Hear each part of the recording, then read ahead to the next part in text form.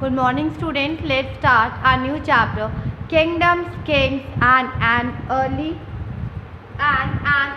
republic. Chapter 5. Election Day. Election Day. Shankran. Election day था. Shankran woke up to see his grandparents all ready to go and vote. Shankaran जब उठा उसने देखा कि उसके जो ग्रैंड पेरेंट्स हैं वो रेडी हो चुके हैं और वोट डालने जा रहे थे. They wanted to be the first to reach the polling booth. वो दोनों चाहते थे कि वो सबसे पहले पोलिंग बूथ पे पहुंचना चाहते थे. Shankaran wanted to know. Shankaran जानना चाहता था. Were they so excited. क्या वो लोग एक्साइटेड हैं? आके मतलब वो लोग क्यों एक्साइटेड है? वो जानना चाहता था कि वो लोग क्यों एक्साइटेड है. somewhat impatiently his grandfather explained, we can choose our own rulers today. आज हम अपने रूलर को सेलेक्ट करने जा रहे हैं. और उसने अपने ग्रैंड पेरेंट्स से कहा कि उसे जल्दी में उनके ग्रैंड पेरेंट्स ने उसे जल्दी में समझाने की कोशिश की कि आज हम अपने रूलर को इलेक्ट करने जा रहे हैं, अपने रूलर को चुनने जा रहे हैं. And how some men became rulers. कुछ लोग मतलब how some men became rulers. And कुछ लोग रूलर्स कैसे बने. मतलब अगर हम हिस्ट्री की बात करें तो वो लोग रूलर्स कैसे बनते थे. अगर हम हिस्ट्री की बात करें तो वो लोग रूलर्स कैसे बनते थे. एंड चूजिंग लीडर्स और rulers by voting is something that has become common during the last 50 years or so. मतलब लास्ट 50 ईयर्स से हम अपने रूलर्स को इलेक्शन से उनको चुनते हुए आ रहे हैं.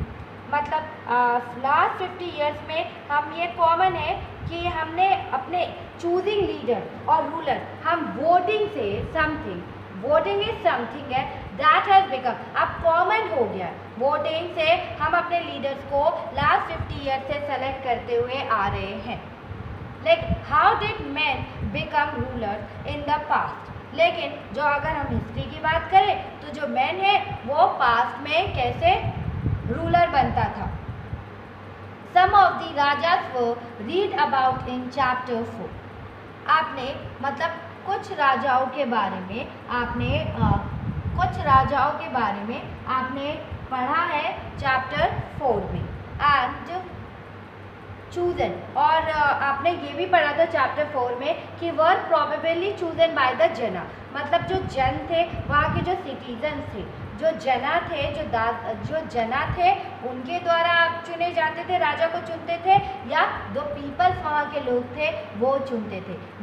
जन मतलब क्या होता है? पीपल्स. जो उस स्टेट के पीपल थे वो रूलर को सेलेक्ट करते थे. हमने चैप्टर 4 में रीड किया. But around 3000 years ago we find some changes taking place in the way in which rajas were chosen. About 3000 years ago जो राजा थे, जो पहले राजा थे वो कैसे बनते थे. जो राजा बनने की उनमें वो पहले राजा कैसे बनते थे मतलब उनमें कुछ चेंजेस आए. फाइन सब कुछ चेंजेस टेक प्लेस हुए in which the rajas were chosen. हम राजा को कैसे सेलेक्ट करते हैं ये 3000 ईयर्स पहले ही चेंजेस आ चुके थे इसमें. Some men now became recognized as raja by performing very big sacrifice. अब कुछ लोग जो बड़े बड़े सेक्रीफाइस करते थे राजा, जो लोग थे वो क्या करते थे, जो बड़े बड़े लोग थे, जो मैन थे वो रेगनाइज्ड, उन्हें राजा बना दिया जाता था. क्योंकि वो परफॉर्म करते थे, बड़े बड़े सेक्रीफाइस करते थे, यज्ञ करते थे. बड़े बड़े सेक्रीफाइस मतलब जब वो यज्ञ करते थे बड़े बड़े तो उन्हें क्या बना दिया जाता था? उन्हें राजा बना दिया जाता था. उन्हें राजा बना दिया जाता था. The Ashwamedha or horse sacrifice was one यज्ञ आपने सुना होगा, अश्वमेध यज्ञ। आपने अगर रामायण देखा होगा तो उसमें भी अश्वमेध यज्ञ, ये अश्वमेध जो यज्ञ था या हॉर्स के लिए ये यज्ञ किया जाता था, ये एक रिचुअल था। इसमें क्या होता था, a horse was let loose to wander freely and it was guarded by the raja's man. इसमें हॉर्स को फ्रीली छोड़ दिया जाता था कि उसे जहाँ जाने का मन है वो जाएगा, लेकिन उसके जो पीछे हमेशा गार्ड, मतलब जो राजा के सैनिक थे, वो हमेशा उसको गार्ड करते रहते थे। And if the horse wandered into the kingdom of other raja and they stopped him, they had to fight. इसमें ये भी कहा गया था, अगर ये जो घोड़ा है वो दूसरे राज्य में चला जाता है, अगर ये जो घोड़ा है वो दूसरे राजा के किंगडम में जाता है, तो अगर दूसरे राजा ने इस घोड़े को रोका तो दूसरे राजा को क्या करना पड़ता था, लड़ाई करनी पड़ती थी। किससे, इस राजा से जिसने अपना घोड़ा छोड़ा। इफ दे अलाउड हर, अगर उस राजा ने क्या कहा कि नहीं मैं इस घोड़े को नहीं रोकूंगा, इस घोड़े को जाने दो, तो इसका मतलब क्या होता था कि हम मान लेते थे। It mean that they accepted that the raja who wanted to perform the sacrifice was stronger than them। क्या होता था, राम ने, स्टोरी हम लेते हैं राम की, तो राम ने अश्वमेध यज्ञ किया, राम ने अश्वमेध यज्ञ स्टार्ट कर दिया, और जब उन्होंने स्टार्ट किया तो उन्होंने अपने घोड़े को टहलने के लिए जगह जगह छोड़ा और उनका घोड़ा टहलने लगा। अब उनका घोड़ा टहलते टहलते दूसरे के किंगडम में पहुंच गए, और दूसरे के किंगडम, और घोड़े के ऊपर एक चीज़ लिखी हुई थी कि अगर आपने इस घोड़े को रोका, अगर आपने घोड़े को रोकने की कोशिश की तो आपको राम से युद्ध करना पड़ेगा, आपको भगवान राम से युद्ध करना पड़ेगा, या आपको राम से युद्ध करना पड़ेगा, राम जी। और क्या हुआ कि उनके घोड़े में चीज़ लिखी थी अश्वमेध यज्ञ में, तो जो राजा अगर उस घोड़े को रोकते हैं, क्योंकि घोड़ा तो कहीं पे भी जाएगा, किसी के भी उसमें घोड़ा चला जाएगा, किसी भी राज्य में जाएगा, तो जब अगर उस राज्य के लोग उस घोड़े को रोकते हैं तो क्या करना पड़ेगा, उस राजा को राम से लड़ना पड़ेगा। और अगर उस राज्य के लोग घोड़े को नहीं रोकते या उस राज्य के राजा घोड़े को नहीं रोकते, तो ये मान लिया जाता है कि आपने कि जो राम है वो सबसे ताकतवर है, आप राम से जीत नहीं सकते हो, आप राम जी से जीत नहीं सकते हो, इसलिए आपने उनका घोड़ा नहीं रोका, इसलिए आपने क्या नहीं किया, आपने उनका घोड़ा नहीं रोका। And these rajas were then invited to the sacrifice, और जिन राजा ने घोड़े को जाने दिया उन राजाओं को क्या किया जाता है, यज्ञ में बुलाया जाता है, which was performed by specially trained priest। और ये जो यज्ञ है वो ट्रेन प्रीस्ट ही परफॉर्म करते थे, मतलब जिनको ट्रेनिंग थी, जिन पुरोहितों को इसके बारे में ज्ञान था, अच्छा ज्ञान था, वही इसको करते थे। और वो रिवॉर्डेड, और उन्हें ढेर सारा गिफ्ट दिया जाता था, और उन्हें इसके लिए जो ये पुरोहित जो इस यज्ञ को परफॉर्म करते थे उन्हें बहुत सारे गिफ्ट दिए जाते थे, रिवार्ड दिया जाता था। और जो the raja who organized the sacrifice was recognized as being very powerful। और जो राजा इस sacrifice जो राजा इस यज्ञ को करता था उसे क्या रिकॉग्नाइज कर दिया जाता था कि वो बहुत ही पावरफुल है। And all those who came brought gift from, और जितने दूसरे राजा वहाँ पे इस यज्ञ में आते थे वो सब इस राजा के लिए, राम जी के लिए क्या लाए थे, ढेर सारे गिफ्ट लेकर आते थे, ढेर सारे गिफ्ट लेकर आते थे। The Raja was the central figure in these ritual। he often had a special seat, a throne or a tiger seat। और जो राजा होते थे वो सेंट्रल मतलब जो राजा होते थे वो एक सेंट्रल फिगर होते थे, मतलब राजा का एक स्पेशल प्लेस होता था इस रिचुअल्स में, और हियर ऑफन उन्हें एक स्पेशल सीट दी जाती थी उनके राजगद्दी पे, उन्हें एक राजगद्दी पे बैठाया जाता था जिसमें क्या था, टाइगर स्किन नीचे से लगी रहती थी, टाइगर की खाल नीचे रहती थी और उसी पे राजा बैठते थे। And his charioteer, who was his companion in the battlefield and witnessed his exploit, chanted tales of his glory. और जो इसके मतलब जो उसका सारथी था, चैरिटियर मतलब जो उसका सारथी था, जो हर युद्ध में उसके साथ रहा, हर बैटल में उसके साथ रहा, उसने राजा के बैटल्स को भी देखा, राजा कहाँ पे जीता कहाँ पे हारा, उसने सारी चीज़ देखी, और इसीलिए वो क्या करता था, वो हर जगह, वो हर टाइम क्या करता था, यज्ञ में राजाओं का गुणगान करता रहता था।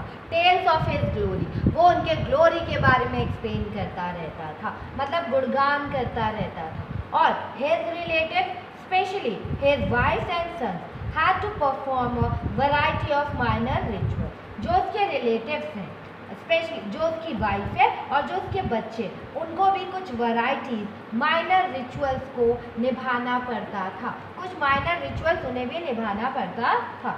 The other rajas were simply spectators who had to sit and watch the performance of the sacrifice.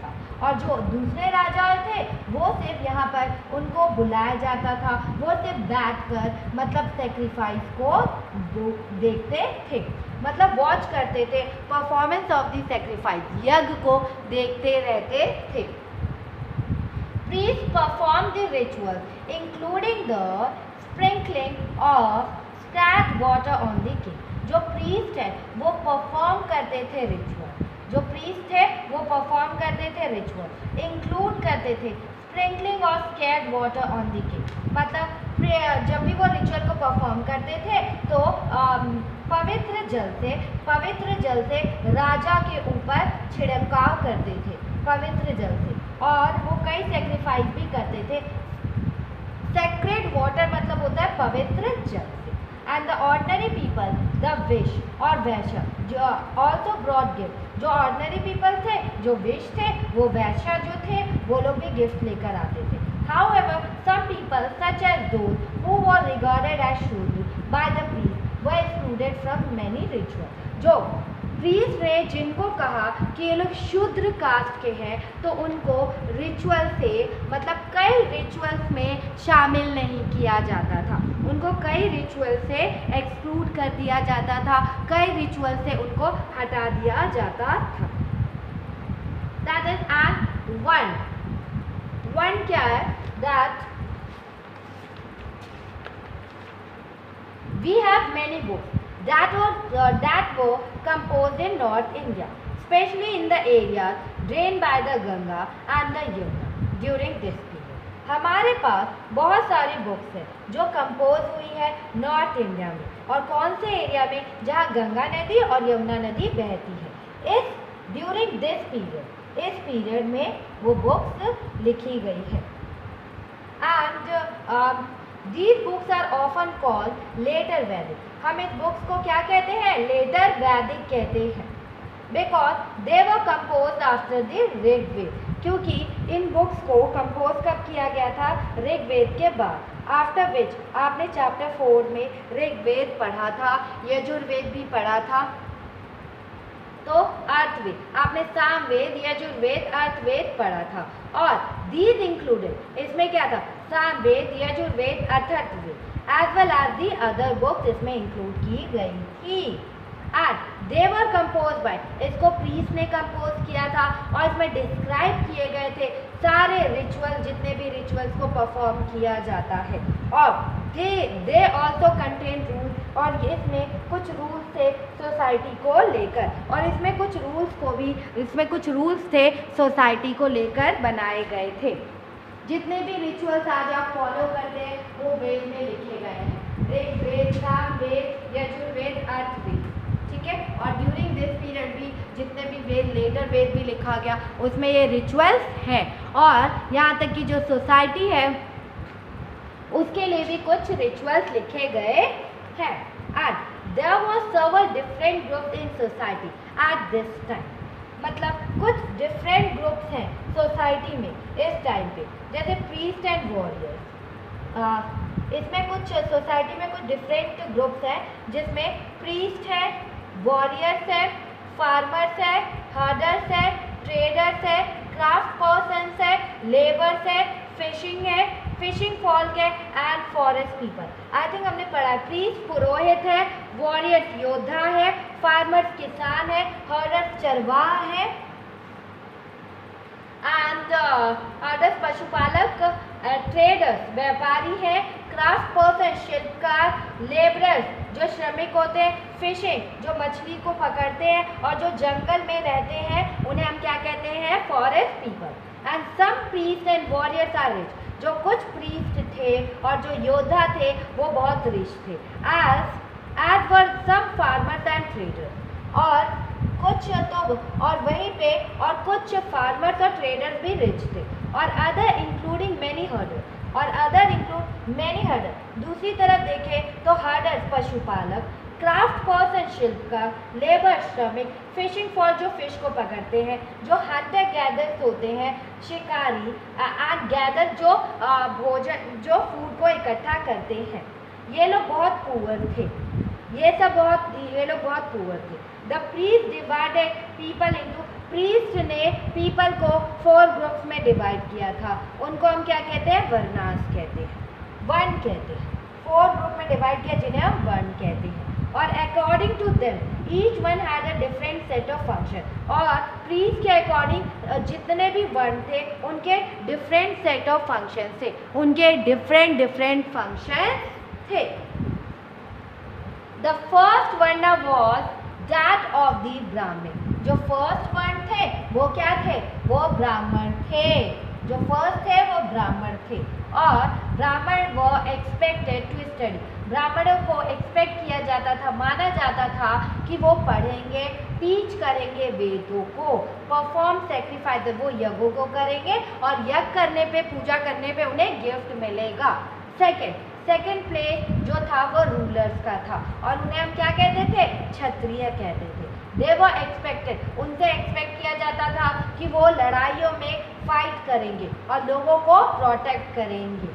और जो थर्ड थे उन्हें हम वैश्य कहते थे या विश कहते थे। और उनको कहा जाता था कि वो फार्मिंग करेंगे, हर्डर्स करेंगे एंड ट्रेडर्स करेंगे। और both the Kshatriya and the Vysya could perform sacrifice. देखो क्षत्रिय भी हमारे मतलब सैक्रिफाइस करते थे। जो क्षत्रिय होते थे वो भी सैक्रिफाइस करते थे।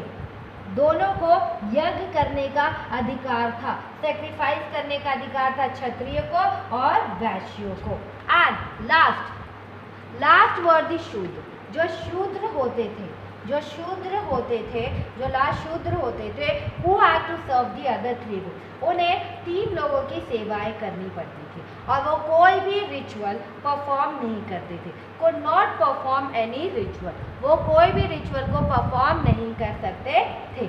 Often women were also grouped with the शूद्र। जो वुमेन है उनको भी क्या किया गया था, औरतों को भी एक शूद्र के समान, वुमेन को भी शूद्र की ही तरह माना गया था। जो बोथ वुमेन और शूद्र थे उनको अलाउ नहीं किया गया था कि वो वेदों को पढ़े। उनको अलाउ नहीं किया गया था कि वो वेदों को पढ़े, शूद्र को। और वुमेन्स को भी दैट टाइम क्या माना जाता था कि वो भी शूद्र हैं। The priest also said that these groups were decided on the basis of birth। Priest ने ये भी कहा कि ये जो ग्रुप्स है ये डिसाइड हो जाता है जैसे ही आप जन्म लेते हैं। For example if one father and mother were Brahmin, अगर ब्राह्मण, one would automatically become a Brahmin and so on. अगर किसी के पापा मम्मी ब्राह्मण है तो अगर उनके बेटे या किसी का भी जन्म होता है तो वो भी ब्राह्मण ही कहलाएगा। Later, they classified some people as untouchable। और उसके बाद उन्होंने कुछ पीपल्स को अनटचेबल भी कहा था। उन्होंने क्या किया था, कुछ पीपल्स को क्या कहा, उनको अनटचेबल भी कहा। These included some craft. इसमें कौन लोग इंक्लूड थे? क्राफ्ट पर्सन इंक्लूड था, हंटर इंक्लूड थे और गैदर्स इंक्लूड थे। ठीक है, इसमें क्राफ्ट पर्सन, शिल्पकार, हंटर, शिकारी और गैदर जो फूड को इकट्ठा करते थे, ये सब इसमें इन्वॉल्व थे। As well as people who had perform burial and cremation, और उन पीपल को भी इसमें इन्वॉल्व किया गया था जो लोग दफनाने या जलाने का काम करते थे। उन्हें प्रीस्ट क्या कहते थे? The priest said that contact with these groups were polluting, मतलब अगर आप इनके कॉन्टैक्ट में आते हो, क्राफ्ट पर्सन के, हर्डर के या गैदर के, और जो ब्यूरियल जो जलाते हैं या क्रिमिनेशन जो लोगों को दफनाते हैं, तो आप भी अपवित्र हो जाओगे। ये लोग आपको क्या करेंगे? पॉल्यूट कर देंगे, अपवित्र कर देंगे। And many people did not accept the system of varna, और कई पीपल ने इस सिस्टम को वन के सिस्टम को एक्सेप्ट नहीं किया। लेड डाउन बाय द ब्राह्मण, जो ब्राह्मण ने इसको लिखा था, लोगों ने नहीं स्वीकार किया। और some kings thought they were superior to the priest, और कुछ राजाओं ने कहा हम प्रीस्ट से ज़्यादा सुपीरियर हैं। Other felt that birth could not be the basis for deciding which one people belong to, और कुछ लोगों ने कहा कि जन्म ही हमारा डिसाइड नहीं करता कि आप किस वर्ण के हो। जन्म से आप डिसाइड नहीं हो पाते कि आप किस वर्ण से ताल्लुक रखते हो या किस वर्ण के आप हो। Besides, some people felt that there should be no differences among people based on occupation, और कुछ लोगों ने ये भी कहा कि हमें ऑक्यूपेशन के बेसिस पे लोगों में डिफरेंस नहीं करना चाहिए।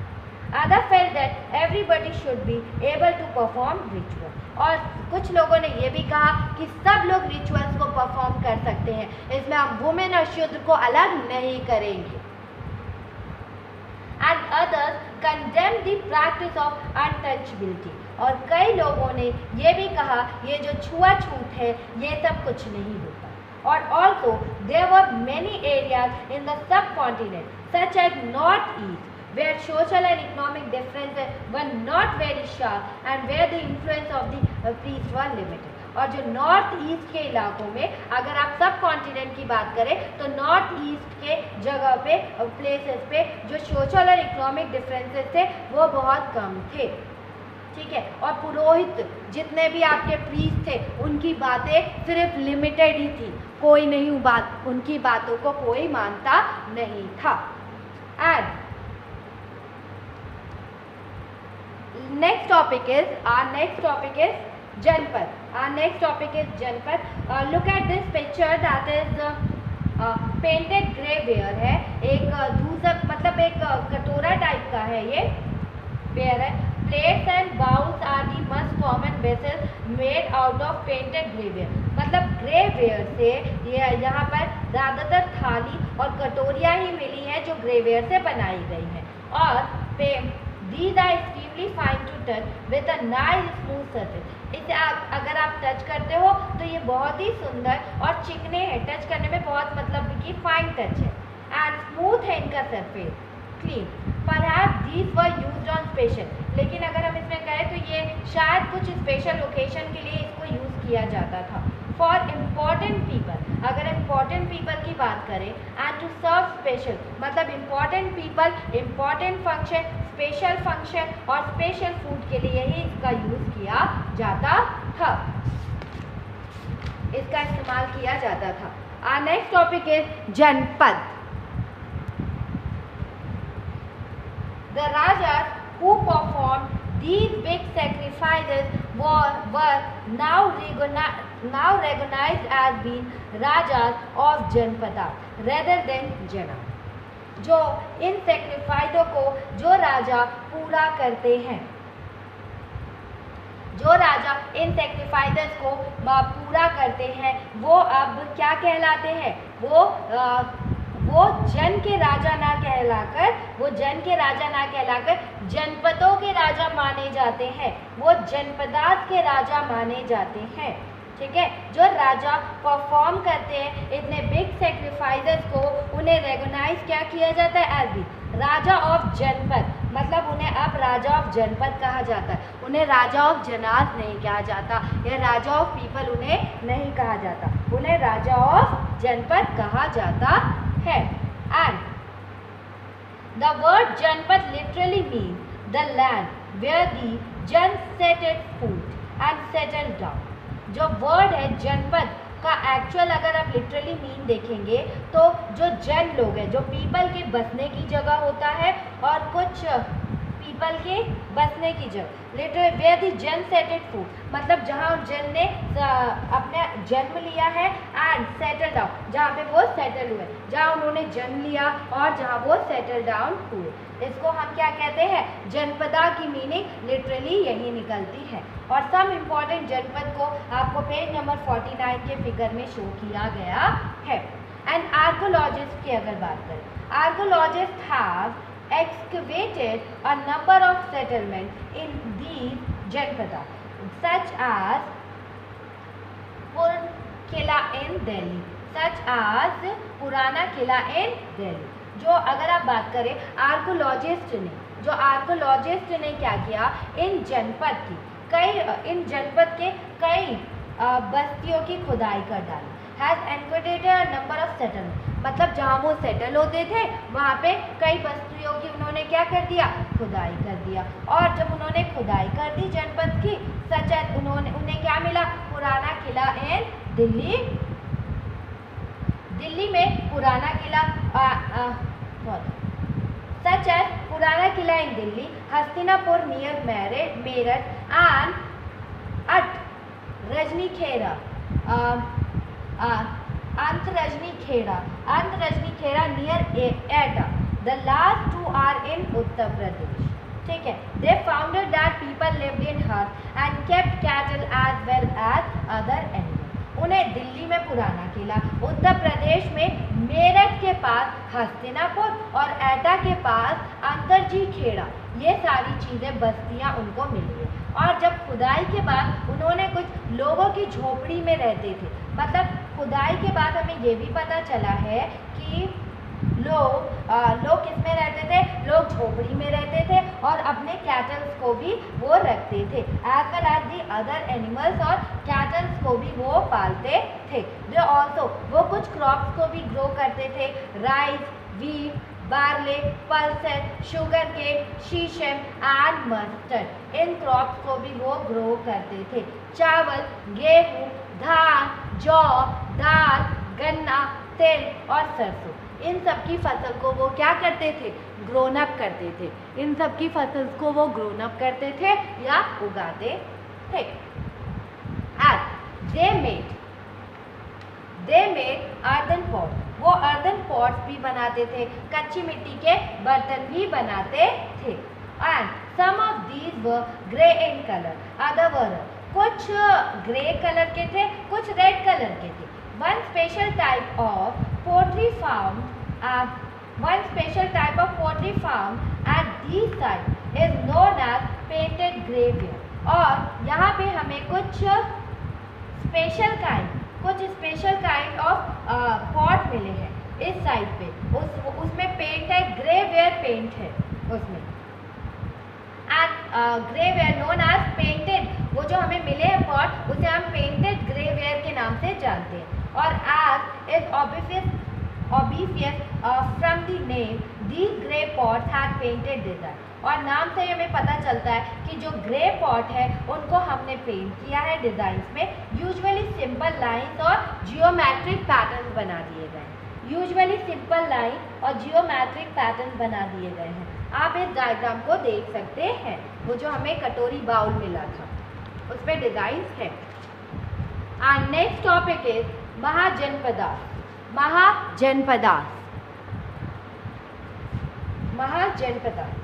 About 25 years ago, some Janapadas became more important than others and were known as Mahajanapada. और 25 ईयर्स अगो की बात है कि कुछ जनपद बहुत ज़्यादा स्ट्रॉन्ग हो गए, बहुत ज़्यादा इम्पॉर्टेंट हो गए अदर जनपदास से, तो इन्हें हमने क्या कहना स्टार्ट कर दिया, महाजनपदास कहना स्टार्ट कर दिया। और कुछ जनपद जब ज़्यादा इम्पॉर्टेंट हो गए, ज़्यादा पावरफुल हो गए, तो अब हम इन्हें क्या कहने लग गए, महाजनपदास कहने लग गए थे। And some of these are shown on map 4, कुछ मैप 4 में ये चीज़ दी गई है। Most mahajanapadas had a capital city, मतलब अधिकतर महाजनपदास की कैपिटल सिटीज हैं। कैपिटल सिटीज होती थी, many of these were forfeited, और इनकी जो कैपिटल सिटी थी वो फॉरफिटेड, मतलब उनके चारों तरफ किले खड़े होते थे। उनके चारों तरफ क्या खड़े किए गए थे, किले खड़े किए गए थे। And this means that huge walls of wood, brick और stone were built around them. इसका मतलब फॉरफिटेड मतलब क्या है, उसके चारों तरफ बड़ी बड़ी बिल्डिंग, लकड़ियों से बड़ी बड़ी बिल्डिंग इकट्ठा, या ब्रिक से या स्टोन से उनके चारों तरफ बड़ी बड़ी बिल्डिंग बनाई गई थी। मतलब एक बाउंड्री बना दी गई थी चारों तरफ, उनके वॉल्स की boundary. Forts were probably built because people were afraid of attacks from other kings and needed protection. In forts को, इन किलों को इसलिए बनाया जाता था क्योंकि जो लोग थे वो डरते थे, मतलब लोगों को डर था कि जो दूसरे राजा हैं वो कहीं इन पे अटैक ना करते, तो वो अपनी प्रोटेक्शन के लिए, उन्हें प्रोटेक्शन चाहिए थी, तो इसलिए उन्होंने क्या किया कि फोर्ट्स को बनाया। Needed protection. It is also likely that some rulers wanted to show how rich and powerful they were by building really large, tall and impressive walls around their cities. It is also likely, अगर हम देखें तो also likely कुछ राजा अपने Capitals के चारों तरफ, कुछ राजा थे जो अपने कैपिटल्स के चारों तरफ बिल्डिंग्स, मतलब फॉरफिटेड खड़ा कर देते थे, और इस तरह की अगर आप अपना घर भी बनाते हो तो आपको एक मतलब पहले डिज़ाइन बनाना पड़ता था, तो इसीलिए it is also like that some rulers wanted to show how rich and powerful they were by building really large, tall and impressive walls around their city. मतलब कुछ रूलर ये दिखावा भी करते थे, कुछ रूलर ये शो करना चाहते थे, कुछ रूलर दिखाना चाहते थे कि वो कितने रिच है, कितने पावरफुल है, और दे वो बाय बिल्डिंग, वो बिल्ड करते थे एक सबसे लार्ज, टॉल और इम्प्रेसिव वॉल बनाते थे कि मतलब पूरी सिटीज़ में लोग उसको देखें और कहें कि राजा सच में बहुत ही रिच और पावरफुल है। Also in this way, the land and the people living inside the fortified area could be controlled more easily by the king.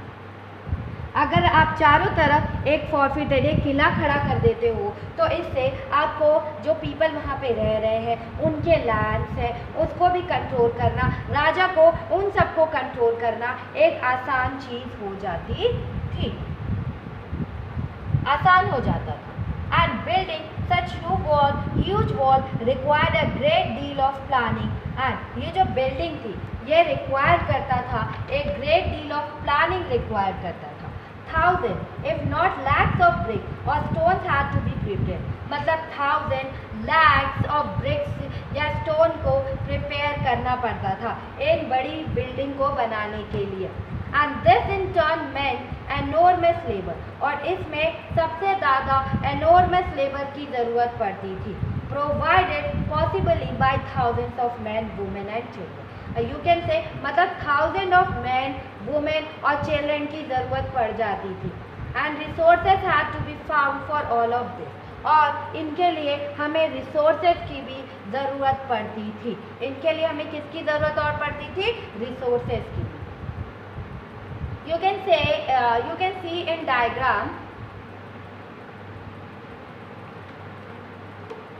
the fortification wall at Kaushambi. ये कौशाम्बी किले की दीवार है। That this is a picture of remains of a wall made of brick। ये picture है जो remains of जो wall बन रहा है made of, ये ईंटों ब्रिक से बनाया जा रहा है। Found near present day Allahabad में इसे ढूंढा गया, मतलब जो उत्तर प्रदेश के इलाहाबाद के पास, इसकी उत्तर प्रदेश के इलाहाबाद के पास ईंटों की दीवार ये मिली है, ईंटों की दीवार, हमें कुछ ईंटों की दीवार मिली है, उसका कुछ पार्ट मिला है। A part of it was probably built, मतलब हम इसके पार्ट को देखकर बता सकते हैं कि 2500 ईयर्स पहले ये काम हुआ था। And the new Raja now begin maintaining army, जो नए राजा थे उन्होंने आर्मीज को मेंटेन करना स्टार्ट कर दिया, आर्मीज को रखना स्टार्ट कर दिया।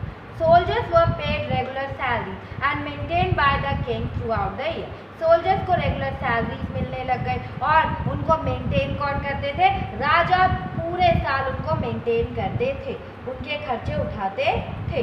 And some payments were probably made using punch mark coin, और कुछ पेमेंट ऐसे की जाती थी जिसपे पंच मार्क होता था, ठीक है। उनकी पेमेंट कैसे कभी कभी की जाती थी? प्रॉब्ली में पंच मार्क कॉइन में पंच मार्क होता था, वो की जाती थी। आप इसका एग्जाम्पल देख सकते हो फोटो पेज नंबर 84 पे। You will read more about, आप इन कॉइन्स के बारे में चैप्टर 8 में भी पढ़ेंगे। आप इन कॉइन्स के बारे में किस में पढ़ेंगे? चैप्टर 8 में भी आप इस कॉइन्स को रीड करेंगे। And after that taxes, as the rulers of the Mahajanpadas, as the rulers of the Mahajanpadas were first building huge forts, as the rulers of the Mahajanpadas, अगर आप बात करें महाजनपदों के जो राजा थे वो काफ़ी बड़े बड़े किले बिल्ड करते थे, ह्यूज फोर्ट को। पहला क्या है, वो लोग क्या काम करते थे? ह्यूज फोर्ट को बनाते थे, किले को बनाते थे। फिर मेंटेन करते थे बिग आर्मीज को, और इसके लिए उन्हें मोर रिसोर्सेज की ज़रूरत होती थी। And they needed officially to collect this, और उनको फिर इसके लिए वो क्या करते थे? उन्हें अपने इसके लिए उन्हें ऑफिशियल्स की ज़रूरत होती थी।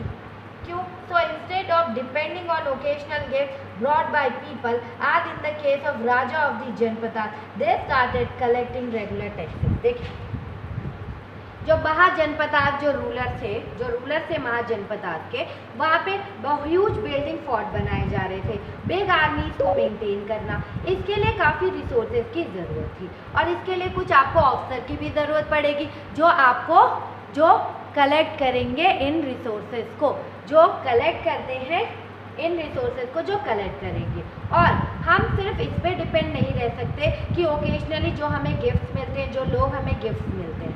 हमने महाजनपदास में देखा था, जो राजा ऑफ द जनपदास, क्या हुआ कि हमने महाजनपदास में अब हमें आपने देखा था कि हम डिपेंड नहीं रह सकते, जो ओकेजनल गिफ्ट वो लोग पीपल लेकर आते हैं। आज in the case of raja of janapadas में भी क्या होता था? राजा के लिए गिफ्ट लाया जाता था। लेकिन अब हमें स्टार्ट करना पड़ेगा रेगुलर कलेक्टिंग टैक्स, हमें कलेक्ट करना पड़ेगा। क्या कलेक्ट करना पड़ेगा? रेगुलर टैक्सेस को हमें कलेक्ट करना पड़ेगा। और हमारा जो फर्स्ट था वो टैक्स क्या था? Taxes on crop. जो फर्स्ट है टैक्सेस ऑन क्रॉप, हमें क्रॉप पे टैक्स लगाना पड़ेगा। वॉट द मोस्ट इम्पॉर्टेंट, सबसे इम्पॉर्टेंट है, this was because most people were farmer. यहाँ पे मोस्ट ऑफ द पीपल क्या है? फार्मर्स हैं। तो हमें क्या करना पड़ेगा? क्रॉप पे टैक्स लगाना पड़ेगा।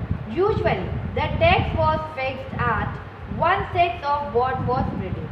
यूजुअली जब टैक्स क्या फिक्स किया गया था, आप जितने क्रॉप्स को उगाते हैं उसमें 1/6 पार्ट, 1/6 आपको टैक्स के रूप में राजा को देना है। उसे हम क्या कहते हैं? भाग कहते हैं या शेयर कहते हैं। मीन्स कि अगर आपने 18 चॉकलेट्स ली तो उसका 1/6 पार्ट, 6 से अगर आप डिवाइड करते हो 18 चॉकलेट्स को तो सबको 3 चॉकलेट्स मिलेगी।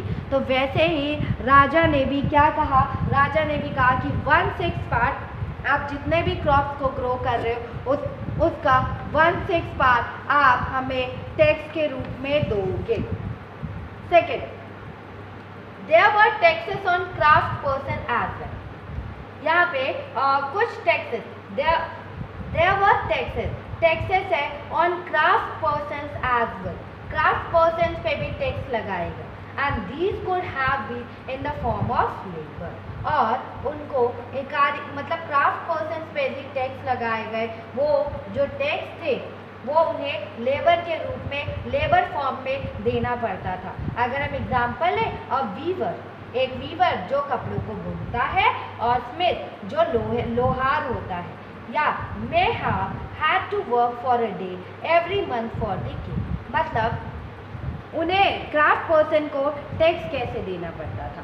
क्राफ्ट पर्सन को टैक्स देना पड़ता था उसे एक दिन, मतलब मंथ में 1 डे राजा के लिए काम करना पड़ता था, 1 डे उसे राजा के लिए काम करना पड़ता था।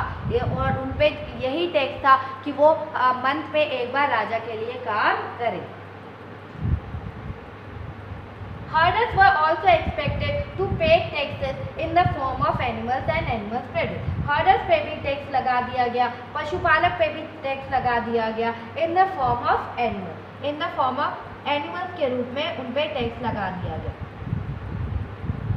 मतलब उन्हें राजा को एनिमल देना पड़ता था, या जो एनिमल से जो चीज़ें प्रोड्यूस होती है वो आपको राजा को देना पड़ता है।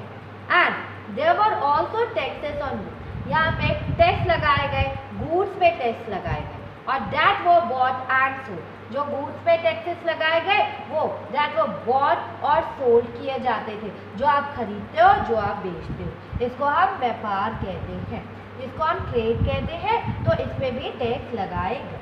एंड हंटर, एंड जो गैदर, जो शिकारी होते थे और जो गैदरिंग करते थे, मतलब खाने की खोज में इधर से उधर भटकते थे, और तो उन्हें भी मतलब also had to provide forest produce to the raja, उन्हें भी जंगल में जितनी भी चीज़ें, वहाँ पे जंगल में जो भी यूजफुल की चीज़ें होती थी वो वहाँ से लाकर उन्हें क्या करना पड़ता था, उन्हें भी राजा को देना पड़ता था। उन्हें क्या करना पड़ता था, उन्हें ये सारी चीज़ें किसको देनी पड़ती थी, राजा को देनी पड़ती थी, एंड राजा को देनी पड़ती थी। आफ्टर दैट टैक्सेस के बाद changes in agriculture, changes in agriculture around there were 2 major changes in the agriculture around this time, मतलब 2 major changes हुए थे एग्रीकल्चर में इस टाइम पे।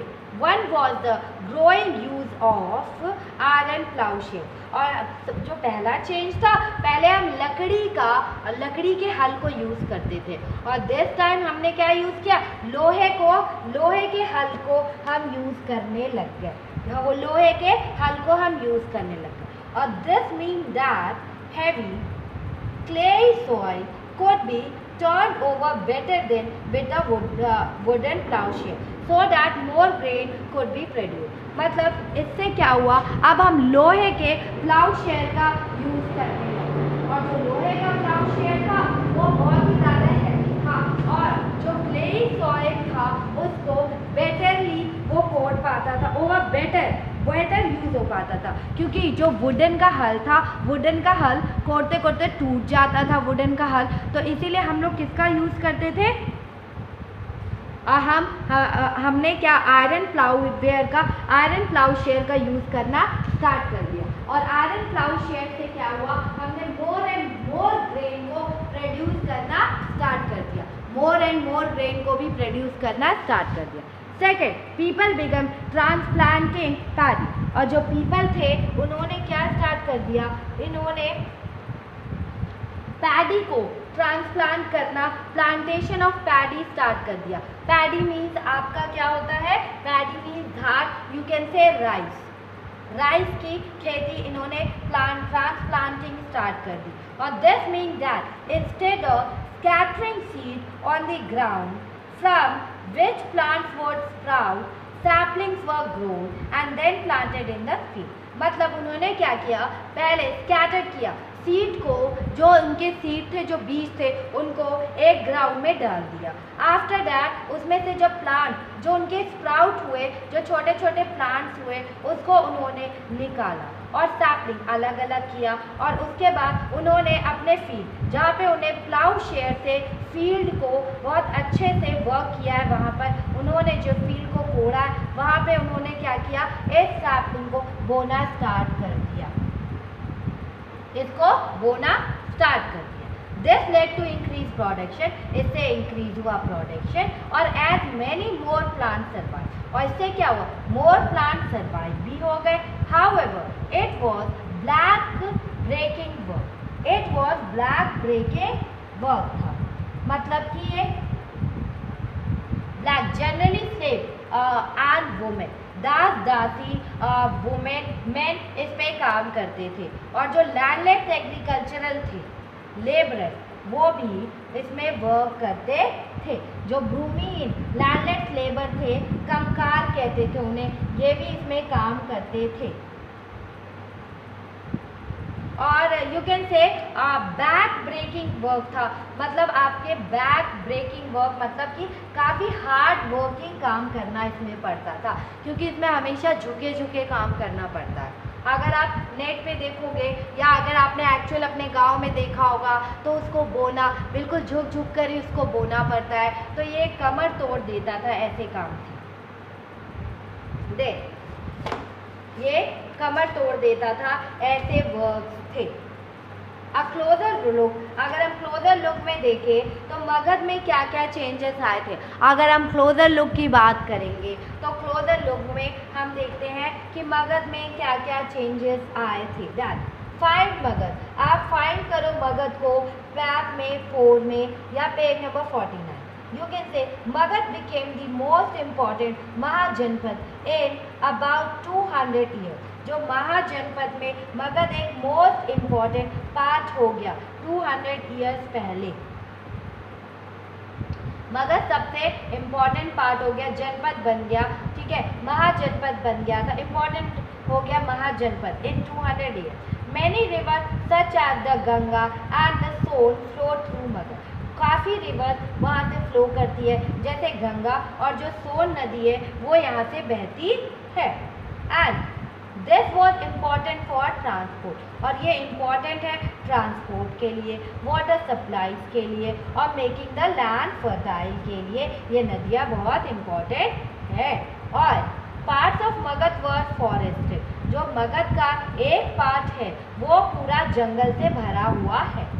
Elephant which lived in the forest could be captured and trained for the army, जो elephants हैं जो forest में रहते हैं उन्हें पकड़ा जाता है, उन्हें ट्रेनिंग दी जाती है, train for the army, army की ट्रेनिंग दी जाती है एलिफेंट्स को। Forest also provided would for building houses, जो फॉरेस्ट है वो हमें वुड प्रोवाइड करता है फॉर बिल्डिंग, घर बनाने के लिए, ठीक है, कार्ड बनाने के लिए, चौरेट्स रथ बनाने के लिए, कार्ड बनाने के लिए, घर बनाने के लिए।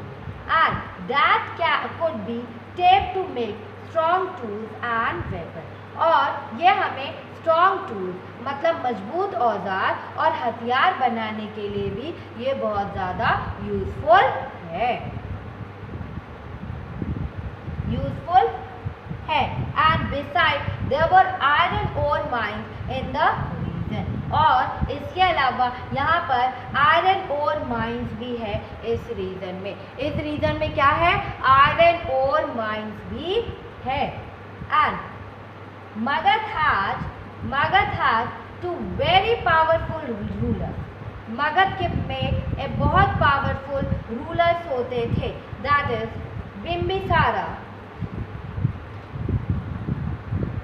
That is